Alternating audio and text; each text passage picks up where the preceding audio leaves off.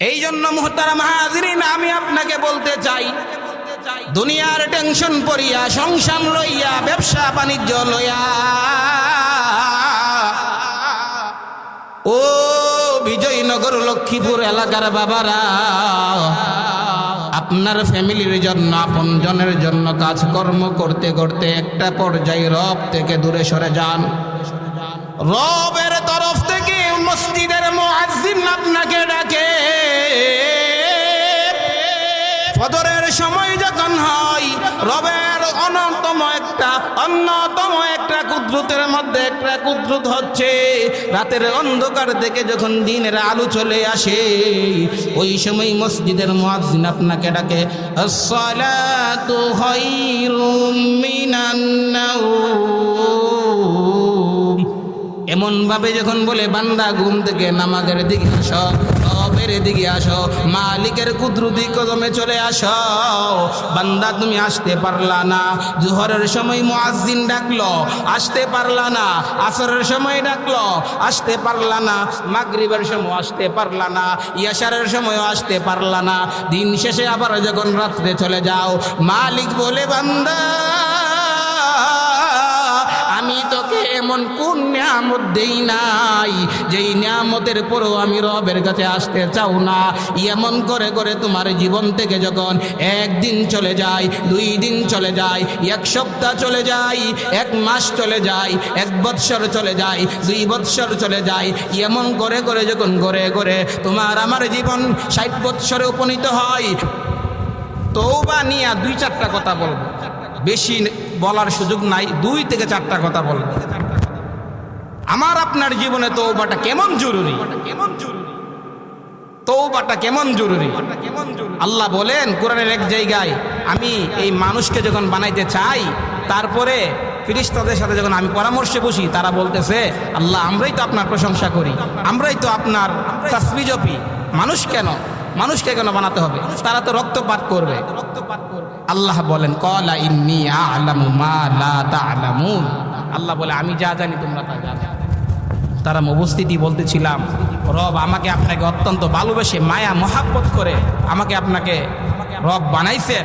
তাফসীরের কিতাবে আসছে, রব যখন ফেরেশতা যখন বুড়িটা বানাইয়া রবের সামনে পেশ করে, তারপর রব এই সুন্দর চেহারাটার মধ্যে এমন ভাবে করে করতেছিলেন, কানগুলিকে এভাবে টানতেছিলেন, নাকগুলিকে এভাবে টানতেছেন, সুন্দর করে ফিনিশিং দিতেছেন রব তার পছন্দের বান্দাকে।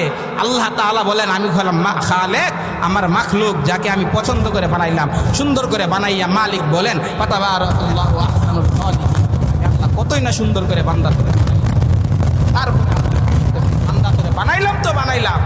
মনে রাখো, আমি তোমাকে বানানোর পর যখন তুমি জমিনে চইলা যাইবা, হয়তো বা নবী পাইবা বা নবী পাইবা না, যখন তুমি কাউকে পাইবা না, দিশাহারা হইয়া যাইবা, শয়তান তো 24 ঘন্টা পিছনে আসে, না বান্দা তুমি আমি রব থেকে দূরে চইলা যাইও না, যাই করো তুমি দিন শেষে আমি রবের জন্য ইস্তেগফারটা তুমি রাইখা দিও, আমি আল্লাহ তোমার তামাম জিন্দেগির গুনাহ মাফ করে আমার কাছে নিয়ে আসবো। বলেন না সুবহানাল্লাহ।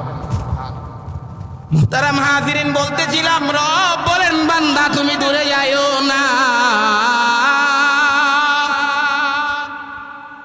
তোমাকে বড় পছন্দ করে, আদর করে, মায়া মোহাব্বত করে আমি রব তোমাকে বানাইলাম।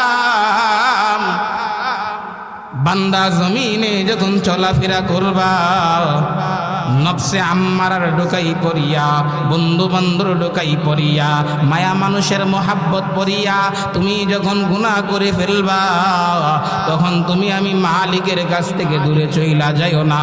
তুমি আমার মালিকের থেকে দূরে চইলা গেলে আমি মালিক তোমার জন্য যেই জান্নাত বানাইছি, ওই আলিশান জান্নাতে যেতে পারবা না।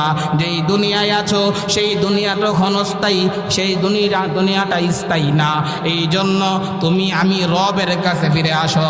ফাকুল তুস্তাগফিরু রাব্বাকুম, তোমরা তোমাদের রবের নিকট ইস্তেগফার করো, তোমরা তোমাদের রবের নিকট অনুতপ্ত হইয়া যাও, তোমরা তোমার রবের নিকট চলে আসো। তোমরা যখন তোমার রবের নিকট চলে আসবে, তখন আল্লাহ তাআলা তোমাদের তামাম জিন্দেগির গুনাহ মাফ করে তোমাকে আবার সম্মানিত আসনে, তোমাকে তার পবিত্র বান্দা বানাইয়া কাছে টেনে নিয়ে আসবে। এই জন্য পয়গম্বর বলেন, মান লাজিমাল ইস্তিগফার, যেই ব্যক্তি নিজের জীবনে ইস্তেগফারকে আবশ্যক বানাইবে, যেই ব্যক্তি ইস্তেগফারকে এমন ভাবে আঁকড়ে ধরবে, যেই ব্যক্তি নিজের জীবনের পথে চলার জন্য এক নাম্বার বন্ধু বানাইবে ইস্তেগফারকে। এরে বান্দা, মানুষ তো ভুল থেকেই হয়, মানুষের জানাই ভুল হয়ে যায়।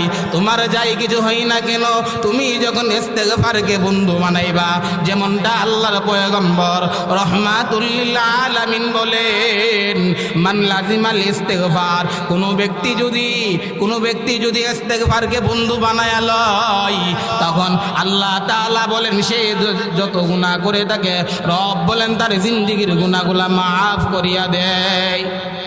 এই জন্য রহমাতুল লিল আলামিন বলেন, মান লাজিমাল ইস্তিগফার জাআলাল্লাহু লাহু মিন কুল্লি যিকিন মাখরাজা ওয়া মিন কুল্লি হাম্মিন ফারাজা ওয়া রাযাকাহু মিন হাইসু লা ইয়াহতাসিব। মুহতারাম হাজিরিন, পয়গম্বর বলেন, মান লাজিমাল ইস্তিগফার, যেই ব্যক্তি ইস্তিগফারকে লাজিম বানায় নেই, যেই ব্যক্তি ইস্তিগফারকে আপন বানায় নেই, যেই ব্যক্তি ইস্তিগফারকে জীবন সঙ্গী বানায় নেই, যেই ব্যক্তি ইস্তিগফারকে নিজের সঙ্গ বানায় ফেলে, আল্লাহ তাআলা, আল্লাহর পয়গম্বর বলেন, ওই ব্যক্তিকে আল্লাহ তাআলা কি করে, মান লাজিমাল ইস্তিগফার জাআলাল্লাহু লাহু মিন কুল্লি যিকিন মাখরাজা, আল্লাহ তাআলা তার সমস্ত দুর্দশা পেরেশানি দূর করে দেয়। ওয়া মিন কুল্লি হাম্মিন ফারাজা, আল্লাহ তাআলা তার চিন্তাগুলিও দূর করে দেয়। ওয়া রাযাকাহু মিন হাইসু লা ইয়াহতাসিব, আল্লাহর পয়গম্বর বলেন, মদিনার রহমাতুল লিল আলামিন বলেন, যেই ব্যক্তি ইস্তেগফারকে লাজিম বানায় নেই, বন্ধু বানায় নেই, আল্লাহ তাআলা ওয়া রাযাকাহু মিন হাইসু লা ইয়াহতাসিব, এমন জায়গা থেকে তার রিজিকের ব্যবস্থা করে সে কোনোদিন কল্পনাই করতে পারে না। এই জন্য মুহতারাম হাজিরিন, আমি আপনাকে বলতে চাই, দুনিয়ার টেনশন পড়িয়া, সংসার লইয়া, ব্যবসা বাণিজ্য লইয়া, ও বিজয়নগর লক্ষ্মীপুর এলাকার বাবারা, আপনার ফ্যামিলির জন্য, আপন জনের জন্য কাজকর্ম করতে করতে একটা পর্যায়ে রব থেকে দূরে সরে যান। রবের তরফ থেকে মসজিদের মুয়াজ্জিন আপনাকে ডাকে, ফজরের সময় যখন হয়, রবের অন্যতম একটা কুদরতের মধ্যে একটা কুদরত হচ্ছে, রাতের অন্ধকার থেকে যখন দিনের আলো চলে আসে, ওই সময় মসজিদের মুয়াজ্জিন আপনাকে ডাকে, আসসালাতু খায়রুম মিনান নাওম। এমন ভাবে যখন বলে, বান্দা ঘুম থেকে নামাজের দিকে আসো, রবের দিকে আসো, মালিকের কুদরতি কদমে চলে আসো।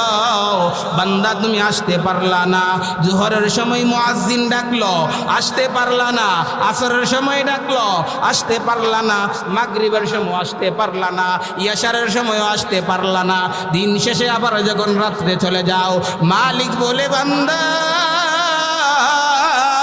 আমি তোকে এমন কোন নিয়ামত দেই নাই, যেই নিয়ামতের পরও আমি রবের কাছে আসতে চাও না। এমন করে করে তোমার জীবন থেকে যখন একদিন চলে যায়, 2 দিন চলে যায়, 1 সপ্তাহ চলে যায়, 1 মাস চলে যায়, 1 বৎসর চলে যায়, 2 বৎসর চলে যায়, এমন করে করে যখন ঘরে ঘরে তোমার আমার জীবন 60 বৎসরে উপনীত হয়, 50 বৎসরে উপনীত হয়, 30 বৎসরে উপনীত হয়, তখন যখন তুমি তোমার মালিককে তুমি একটা সেজদা দিতে ভুলে যাও, একটা কদম তুমি মালিকের সামনে অগ্রসর হতে ভুলে যাও, এমন সময় মালিক দেখে, কুলিয়া ইবাদিয়াল্লাযীনা আসরাফু আলা আনফুসিহিম লা তাকনাতু মির রাহমাতিল্লাহ ইন্নাল্লাহা ইয়াগফিরুয যুনুবা জামিআ ইন্নাহু হুয়াল গফুরুর রহিম। মালিক বলে, বান্দা যা গুনাহ করছো তো করছো, এবার আমার মালিকের দিকে চলে আসো, তোমার তামাম জিন্দেগীর গুনাহগুলো মাফ করে দিব। এই জন্য আমাকে আপনাকে ইস্তেগফার করতে হবে, ইস্তেগফার। ছোট্ট একটা ঘটনা বলে শেষ করছি, ছোট্ট একটা ঘটনা। রব বলেন, মালিকের প্রতি তুমি ইস্তেগফার করবা, মালিককে তুমি মালিকের কাছে অনুতপ্ত হইবা, গুনাহ করেছো, কেমন ভাবে করবা? পয়গম্বর মূসা নবীর জামানায় একবার বৃষ্টি হইতেছিল না। পয়গম্বর মূসা আলাইহিস সালাম যখন তাদেরকে নিয়ে নামাজের জন্য বসে গেলেন ময়দানে, নামাজ পড়ার পরে ফলে ওহী আসলো, নামাজ কেন বৃষ্টি হইতেছে না? ওই সময়ে আল্লাহর তরফ থেকে জিবরাইল আমিন আয়েশা জানায় যায়, পয়গম্বর আপনার এই মজলিসে এমন একটা মানুষ আছে, ওই মানুষটা এমন এমন গুনাহ করেছে, এই জন্য আমি আল্লাহ আসমান থেকে রহমতের বৃষ্টি বন্ধ করে দিয়েছি।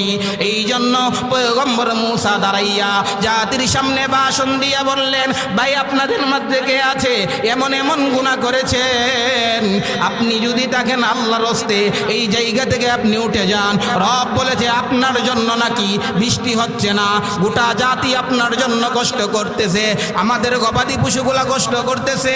এমন ভাবে পয়গম্বর মূসা যখন জাতির সামনে বলে দিলেন, এমন গুণগুলা কার ভিতরে আছে, তার ভিতরে এবার আঘাত করলো ভালো করে।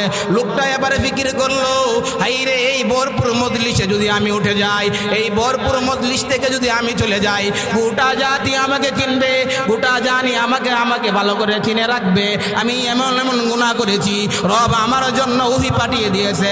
সমস্ত মানুষ যখন ওই ময়দানে উকি ঝুঁকি মারতেছে, কে এখান থেকে উঠে তার চেহারাটা দেখার জন্য এমন অবস্থায় ওই ব্যক্তি সকলে যখন এই দিক সেই দিক উকি ঝুঁকি মারতেছে, ওই ব্যক্তি তার গাড়টা নিচে নামাইয়া